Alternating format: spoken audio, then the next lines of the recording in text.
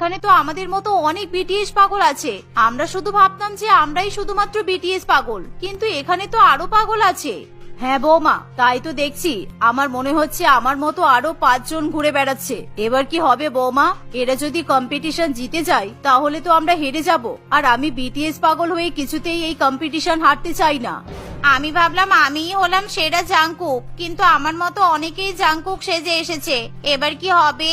আমি যদি উপহার না পাই আমি কিছুতেই হারতে চাই না বৌদি। ধীরে ধীরে সকলেই সেই কম্পিটিশনে অংশ নেওয়ার জন্য বিটিএস মেম্বারদের মতো সাজগোজ করে চলে আসে, কিন্তু প্রতিযোগীরা কেউই জানে না যে সত্যিকারের জাংকুক সেই প্রোগ্রামে জাজ হিসেবে আসতে চলেছে।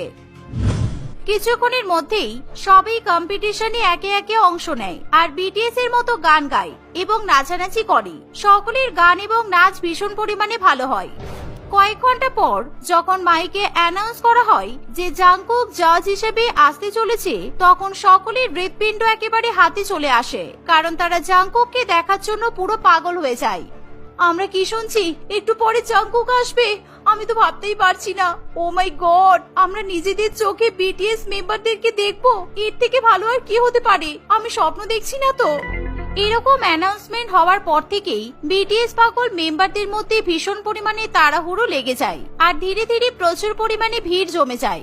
রিনা এবং তার পরিবার সেই ভিড়ের মধ্যে একেবারে চাপা পড়ে যায়। আর কিছুক্ষণের মধ্যেই যখন জাংকুক এসে উপস্থিত হয় তখন কিছুতেই ভিড় সামলে রাখা যায় না, আর জাংকুক এসেই বিটিএস এর পছন্দের গানে নাচতে শুরু করে।